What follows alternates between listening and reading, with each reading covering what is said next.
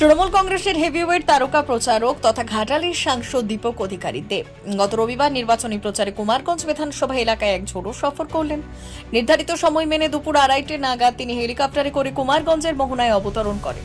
সেখানে পৌঁছানো মাত্রই স্থানীয় কর্মী সমর্থকদের উল্লাস ছিল একেবারে চোখে পড়ার মতো। সেখান থেকে তৃণমূল প্রার্থী তোরাব হোসেন মণ্ডলের সমর্থনে এক বিশাল বর্ণাঢ্য র্যালি শুরু হয়। মোহনা চক্রামপুর বাজার থেকে শুরু হওয়া এই পদযাত্রাটি কুমারগঞ্জ বাস স্ট্যান্ড পর্যন্ত দীর্ঘ পথ অতিক্রম করে।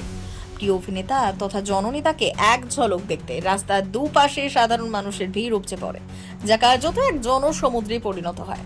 এই কর্মসূচির শেষে উচ্ছ্বসিত প্রার্থী তোরাব হোসেন মণ্ডল জানান যে মানুষের এই স্বতঃস্ফূর্ত অংশগ্রহণই বলে দিচ্ছে বিরোধীরা এবার খড়কুটোর মতো উড়ে যাবে। দেবের উপস্থিতিতে তৈরি হওয়া এই জনজোয়ার দেখে তিনি জয়ের ব্যাপারে 100% আশাবাদী। তার মতে কুমারগঞ্জ বিধানসভা আসনটি এবারও বিপুল ব্যবধানে তৃণমূলের দখলেই থাকবে এবং প্রতিদ্বন্দ্বী প্রার্থীরা সম্পূর্ণভাবে ধুয়ে মুছে সাফ হয়ে যাবেন।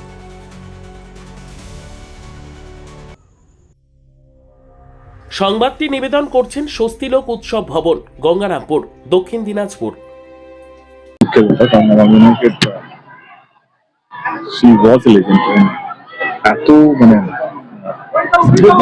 এত বছর ওনার ইতিহাস, এত বছর ওনার কন্ট্রিবিউশন টু ইন্ডিয়ান সিনেমা, প্রচুর বাংলা জুড়ে গান দিয়েছেন। আমার মনে হচ্ছে use lost to the country.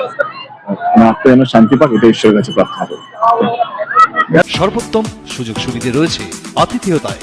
সুপরিচিত স্বস্তিলোক উৎসব ভবন অতিথিদের যে কোনো অনুষ্ঠানের জন্য উপযুক্ত ওয়ান স্টপ ডেস্টিনেশন।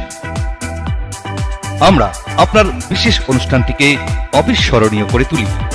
স্বস্তিলোক উৎসব ভবন, শিববাড়ি রোড, গঙ্গারামপুর, দক্ষিণ দিনাজপুর। আমরা কুমারগঞ্জ বিধানসভায় আমরা সুবিধাজনক অবস্থায় আছি। তবে আজকের দেবের জনসমুদ্র আপনারা নিজেও দেখলেন যে যেভাবে জনসমুদ্র, তাতে আমার এই বিধানসভা এলাকার বিজেপি যারা মনোবৃত্ত হয়ে আছেন, যারা অন্য মনোভাবাপন্ন প্রার্থী যারা দাঁড়িয়েছেন, তারা ধুয়ে মুছে আজকে ছাপ হয়ে গেছে। আপনি কতটা আশাবাদী জেতার ব্যাপারে? যার তো নিজের এটা বিধানসভা কত দূর পর্যন্ত উনি তো চেনে নেন। উনি তো কলকাতার মানুষ, বালুঘাটে নাকি বাড়ি আছে, কলকাতায় থাকে। উনি নিজের এলাকাটা আগে চিনুক, তারপরে ওই সমস্ত কথা জানাবেন। ব্যুরো রিপোর্ট, উত্তর বাংলা সংবাদ।